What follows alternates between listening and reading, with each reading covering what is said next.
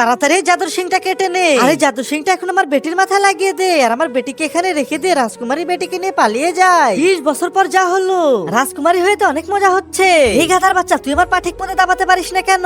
আরে না, রানীমা তো দিকে আসছে। বোন, তুমি মাটিতে কিভাবে পড়ে গেলে? আরে কি হয়েছে এখানে? কিছু না রানীমা, আপনি যান এখান থেকে। তোর জন্য রানীমা আমাকে সন্দেহ করলো। আরে ওটা তো রাজকুমারী। রাজকুমারী, তুমি কি আমাকে বিয়ে করবে? হ্যাঁ হ্যাঁ, অবশ্যই করব। দাঁড়াও, আমি আমার জাদু সিং দিয়ে তোমার জন্য এক গ্লাস জুস বানিয়ে দেখালাম, এবার তুমিও আমার জন্য এক গ্লাস জুস বানিয়ে দেখাও। আরে না, আমি তো এখন ফেসে যাব। চলো তাও একবার চেষ্টা করে দেখি। আরে না, কিছুই তো হলো না। রাজকুমারী, তাহলে আমি আর তোমাকে বিয়ে করতে পারবো না। আরে না, যেও না, এসব তো তোর জন্য হলো পাগল মেয়ে। এই নে লাথি খা।